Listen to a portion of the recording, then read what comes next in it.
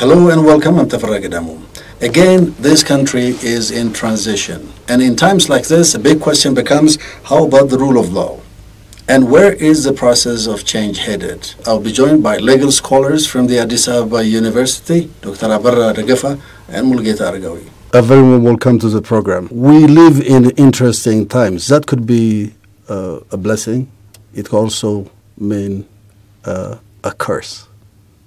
I'd like to look into your perceptions of what goes on in this country.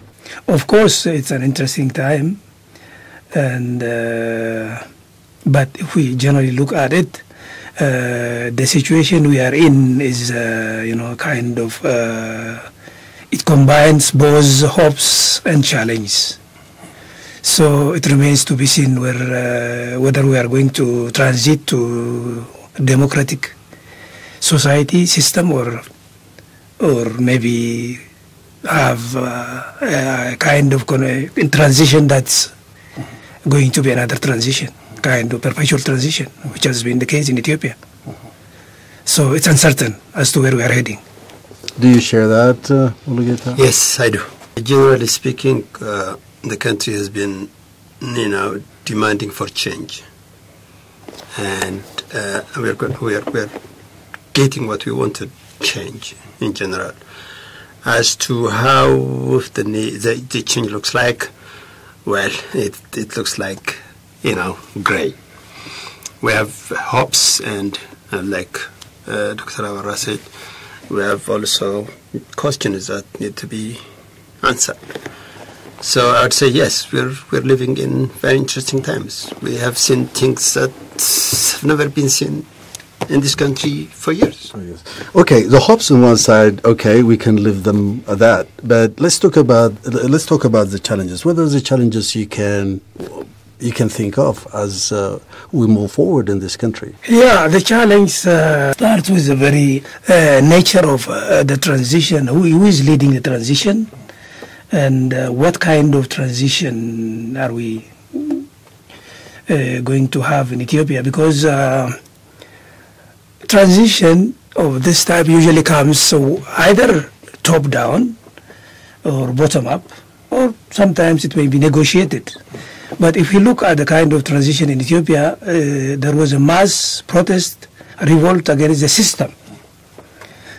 So the new administration has come in by maybe, I don't know, kind of saving the system, because it is EPRDF itself.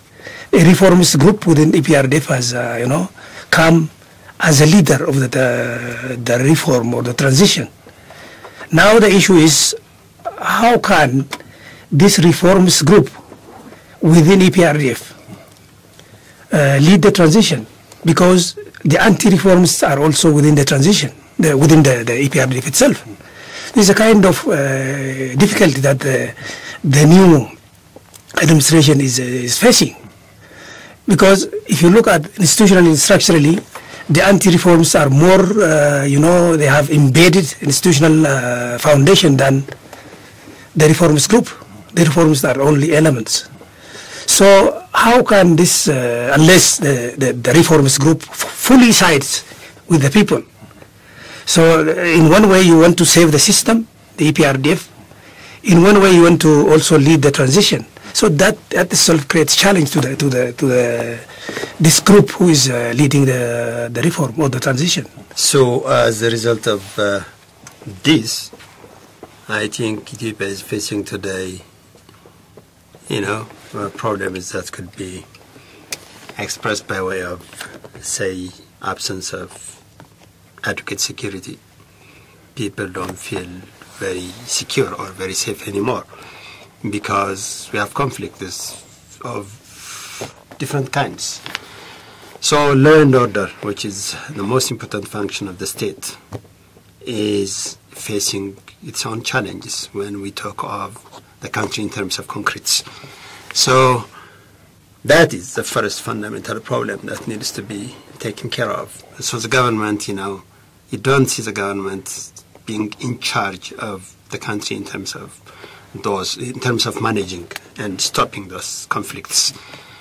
Then, like Dr. A.A said, then once we secure the security of the country, we would be able in a position to move on forward and, get together and discuss as to what we could do.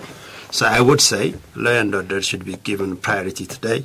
Then, we need to stop the killings, the dislocations in hundreds of thousands in this country.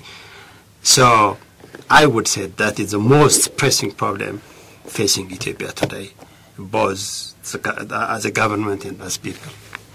So, what does it mean? I mean, I just want you to reflect on what you just mentioned, law and order, a little bit more. Are we in some kind of constitutional crisis as we speak today? I mean, actually, crisis has been there when the old regime or the EPRDF failed to comply with what the Constitution provides from the very outset. That itself had created crisis already, because you have a Constitution, and that Constitution has not been operating, doing well. The exercise of power is done outside the constitutional framework. So the Constitution was in place only in name, in writing. So that itself creates... cover to cover? Yes. The Constitution was not implemented? No. The regime wanted to apply it when it needed some provisions for itself and against others when it wished to apply them selectively. Now, coming to the current situation, if this regime can really go and bring on board all the opposition fully, made participatory the whole process, that may be helpful. But if the regime tries to proceed with a kind of controlled transition, that may put us in danger. So the approach where now seems to be that the regime, the reforms group, is kind of, the approach is kind of controlled transition. It doesn't want to lose some of its powers, its position, power position.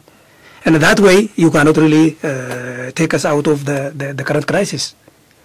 So I see that as a problem.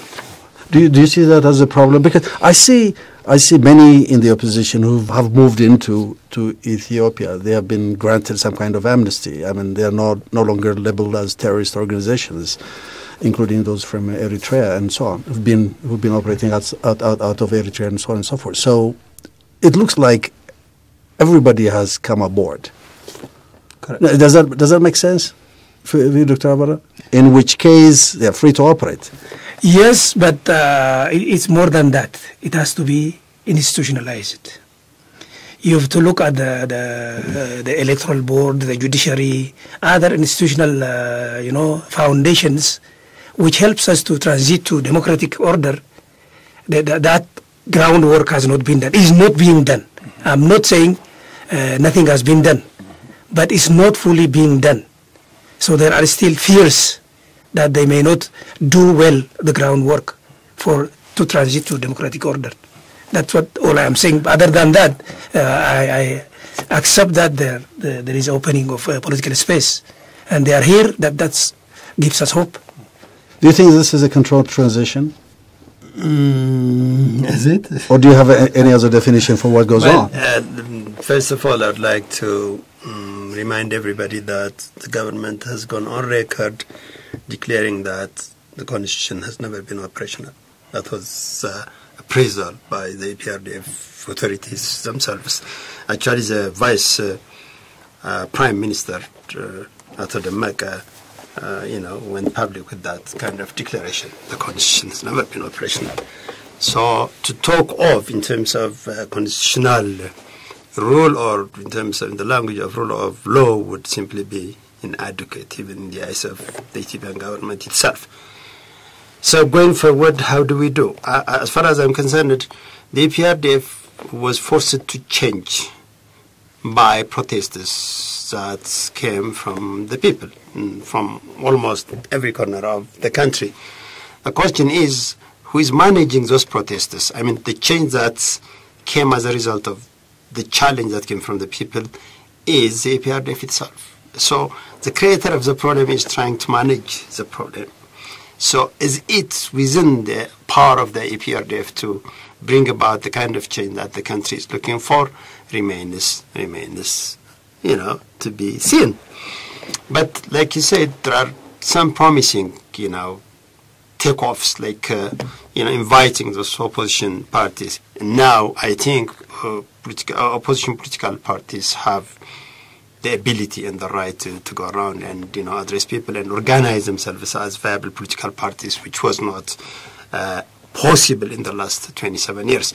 So generally speaking, the problem that we're facing today is not a problem that was brought by Dr. Abiy. It is a problem that has been, evolving for the last 27 years. That's why we're living now in a state of confusion. Nobody seems to know how to proceed from here. Nobody seems to have a roadmap as to how we could, process all these conflicts in terms of political opinions, those divergences, differences. So you see, what we need to do, like I said, is firstly secure peace, but simultaneously we can also, particularly the EPRDF government, can also go ahead and, like Dr. Abera said, try to do work of institutionalizing some of the institutions that have been there. For instance, take the judiciary. Now we are arresting people, on accounts of corruption and, violation of human rights. Do we have courts who really can handle those cases? If we have to proceed the way we have been proceeding, then we could probably be in the same problem that we have been for the last 27 years. So, there is a lot of work to be done. So I think the government needs to move faster than it's doing now, because I don't see that. The other thing is, members of the EPRDF, the 4 organizations, are, in my opinion, not in a position to communicate with each other. They're not communicating. Actually, nowadays we are even witnessing, a very clear, open, public conflict among those organizations. That doesn't send you, comfort. It's very disconcerting. It's very, very dangerous. There are areas that are blocked, that even are not accessible because of protests and, violences. So I think everybody, in terms of, when I say everybody, politicians of all, kinds need to come to their senses and, settle together, talk together, and try to come up with a consensus as to how to proceed forward. What you're saying is, if there is no peace and security, there will never be any piece of law. Rule of law. That's very true. It depends on the level of violence that we are witnessing. If you cannot travel from place to place, like safely and freely, if you cannot communicate with your people, then how could you talk in terms of law and order?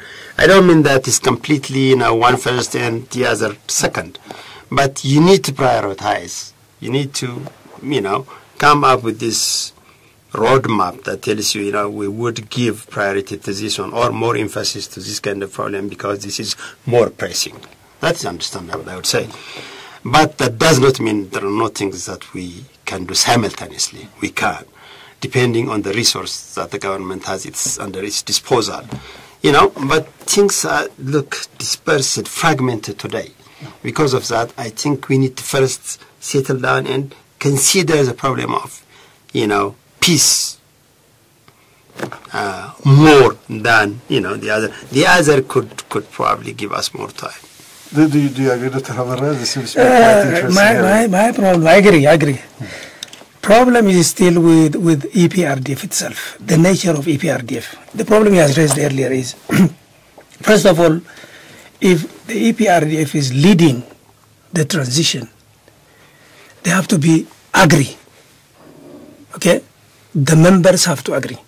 But the question is, the members are having problem between the 4. Not only that, within each party that has created front, there are anti-reforms group. They have entrenched themselves into the structure up to the Kabali level. Now, these guys are capable of sabotaging whatever the reforms group is doing. So unless they come up with some kind of agreement amongst themselves, one. Not only that, there are also other opposition groups who are, we don't have national consensus on certain issues. So they also have to come to, certain degree of understanding of our situation, the situation we are in, that we really need transition to democracy. So they themselves may possibly make use of this and sabotage whatever reform we are attempting to, carry on. So this complication has to be understood. So the new Abiy group, they have to first of all try to create some kind of agreement amongst themselves. One, that's very important. And secondly, as to how they can bring on board others so that they may not sabotage whatever attempt is being done to transit to democracy. These are important things. Well, but what constitutes a sabotage? In this case, can divergent opinions within the ruling party be considered as opinions that are sabotaging the whole process of reform?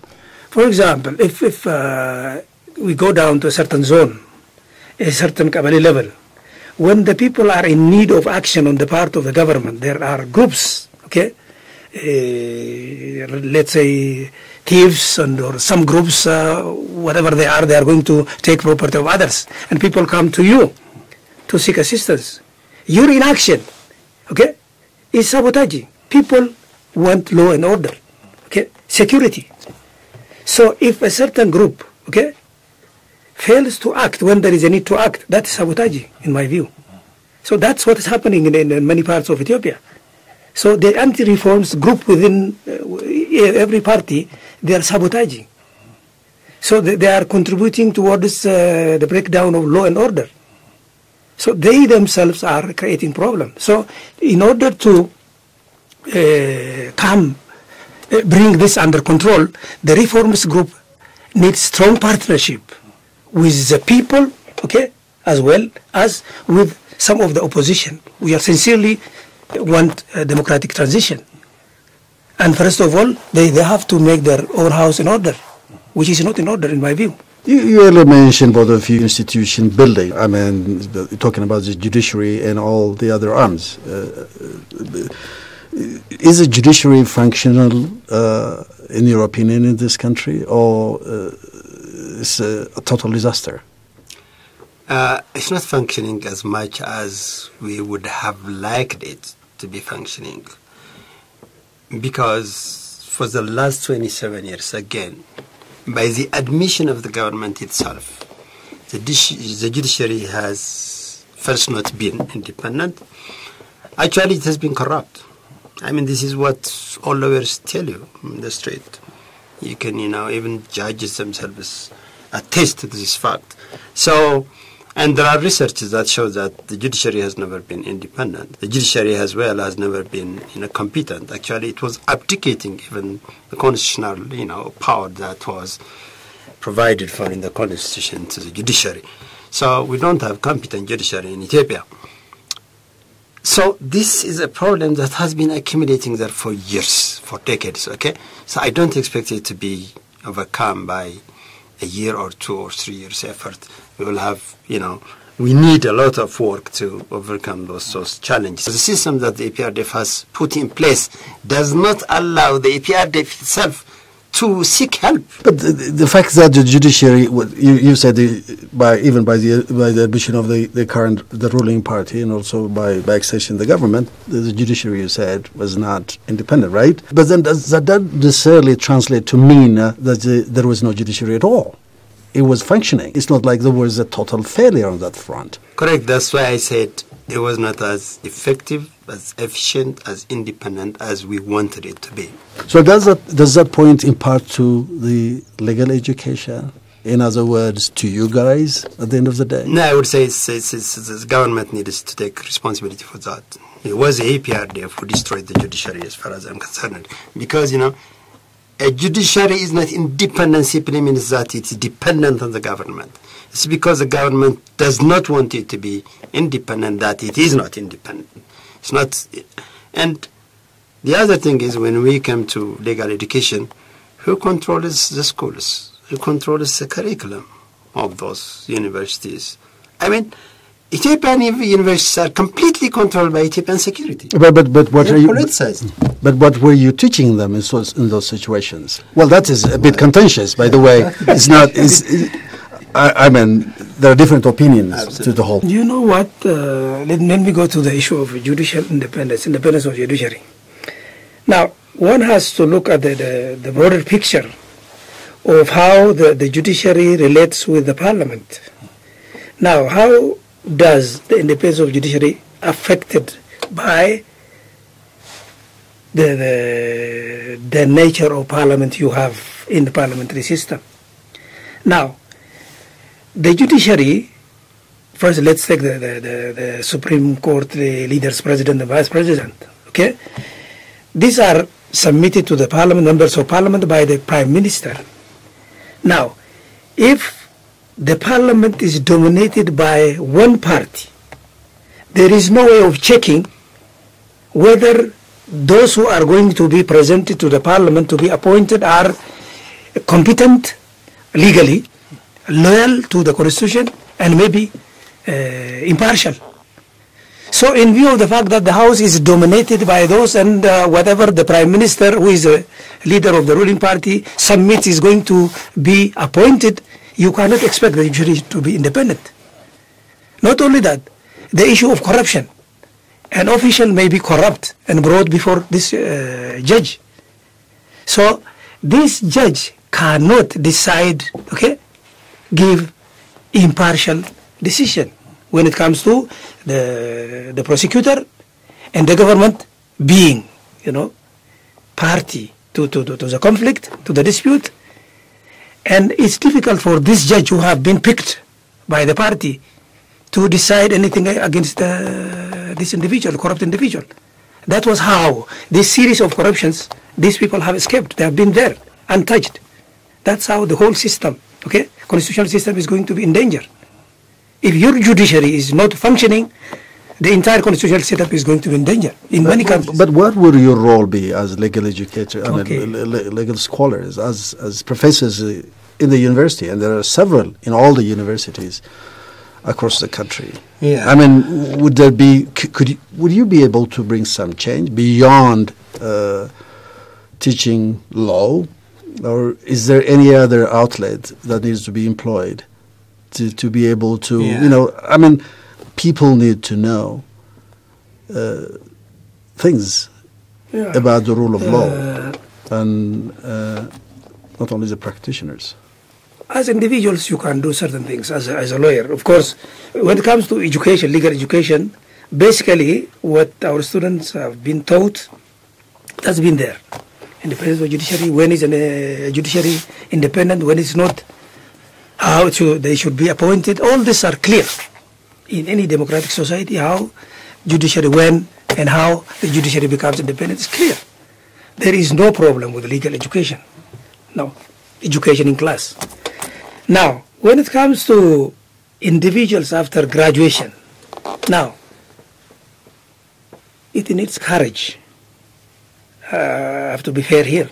If you are really a judge committed to the law, as you've been taught in class, you can boldly take a measure, dissent, and finally be fired. In that sense, we are not seeing many graduates doing this.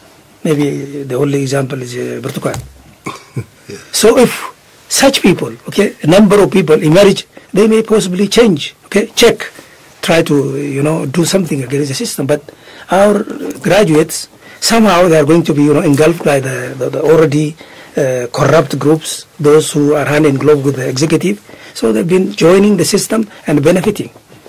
So I'm not suggesting that we could not have done more than this. We could have done a lot as individuals. So individual commitments as lawyers, okay, being really committed, loyal to the law, that problem still exists. As an individual lawyer. I'll not do, if I were to join the judiciary, I'm not going to be ordered to do anything. Rather, it's better for me to just be in the academia than doing whatever somebody tells me, because my profession doesn't tell me that. Our universities are simply a reflection of our society. They can't be that radically different from what we have in the country as a whole. The other thing is the Ethiopian government, the EPRDF, for the last 27 years has been watching the universities as its private property. You know, there was no, as far as I'm concerned, there was no academic freedom in the universities, in the sense that even students were not allowed to feel free in classrooms. I've been teaching in these universities since 2010, and I always ask my students to, participate in class discussions, and what you see is, when you ask them, when you make them comfortable enough to express themselves, what they tell you is they're simply afraid. You'd ask them, why are you afraid? What are you afraid of? They would say they are afraid of the government. They cannot discuss the government, for heaven's sake, in a law school. You cannot discuss whether or not the Constitution is operational in class. You cannot discuss the limitations of the Constitution for fear of, because, there are some students who are planted by the government to spy on, the professors and the students themselves. Is that true? Yes, that's very true. Students tell you that. That they've been assigned to, The students themselves tell you that they have been assigned to spy on the professors, Absolutely. on you. You get that information straight from those spies? From students, yes. When they leave school, if you remain, friendly to them, they'll just tell you what was happening in school. Actually, professors were challenged by security guys. Persons I know, for what they said in a classroom, in a law school. So the campus is engulfed by the umbra of fear. Even professors, many professors are not, I don't feel like free to express themselves, to the extent their academic performance requires. Can you now? Well, if you're talking about me, that's a different thing. I'm just, do you see people are opening changing? up? Okay. Yeah, it is opening up. That's one of the hopes that we are entertaining today. Yes, academic freedom. Academic freedom is not only about writing and talking. Freedom primarily should start how you feel in that environment. If you don't feel like you can think freely, you can write freely within that campus environment, then you cannot speak in terms of academic freedom. Professors are there to teach, and different perspectives, okay? Not only one perspective.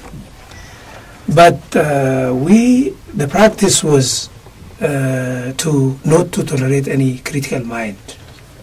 So the professors, if they tend to be critical and maybe forward different perspective than the dominant ones, they're always leveled.